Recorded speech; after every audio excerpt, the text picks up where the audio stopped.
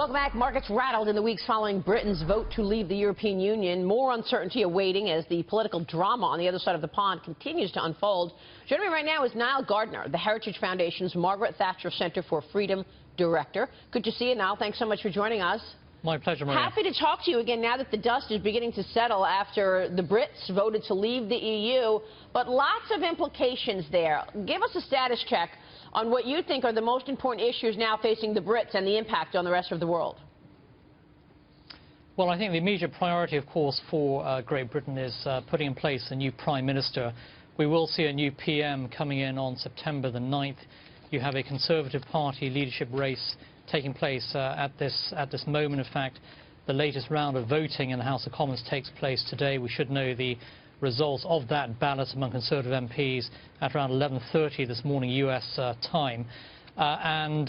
Whoever leads the Conservative Party automatically becomes the next Prime Minister to succeed David Cameron. And the next PM will be tasked, of course, with overseeing the Brexit process, the 2-year extrication process for Britain to leave the European Union. We are already, of course, seeing a vote of confidence from the financial markets. The FTSE 100 has actually been doing very, very well over the past few days. And so I think the fundamentals of the British economy are actually very, very strong. They're far stronger than they are in continental Europe, where you have seen far more turmoil. And the next Prime Minister will, of course, also have to negotiate a series of free trade agreements with countries across the world, including with the United States. And on Capitol Hill, in the last 2 weeks or so, you've seen tremendous momentum from several members of the Senate to push forward with the US-UK free trade deal once Article 50 is triggered in the United Kingdom, which begins the process of Britain leaving the European Union. So certainly exciting times ahead in the coming months. All of that despite the hysteria that everyone or so many people painted if the Brits were to leave the EU. Do you think there's going to be a pause or a delay in triggering Article 50? Because I know that's the start of really major change. Because that's what Boris Johnson said before he basically got kicked out. Yes.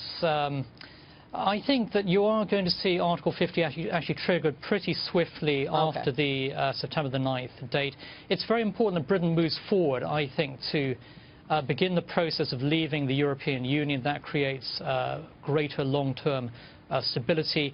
It's in Britain's interest, I believe, to be out of the European Union as soon as possible.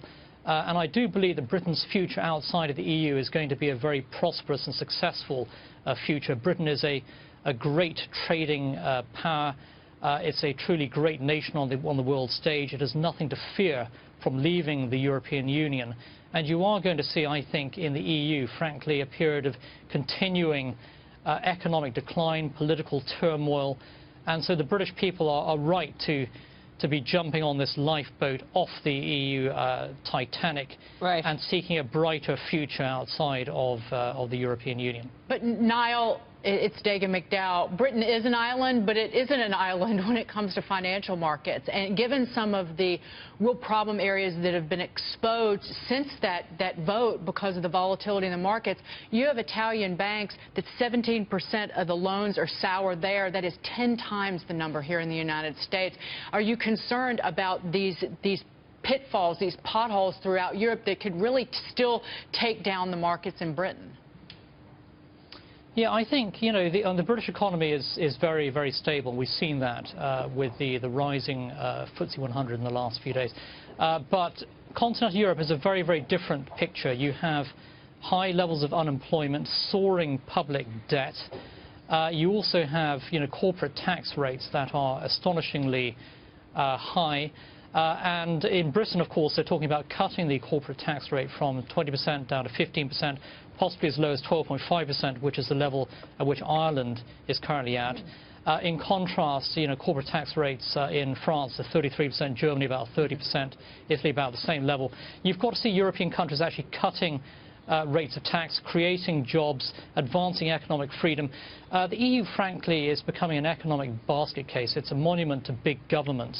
And it's therefore no surprise why, you know, President Obama has been supporting the European project, because it is all about really big government and a very high degree of state intervention. The British, I think, have been moving in the opposite direction in the last few years, and that, of course, is the right path to take towards a low-tax, free market economy, and for all of those economy that advances economic freedom. Will the EU make it tougher for the Brits? I mean, because of that, will the EU say, look, for example, passporting?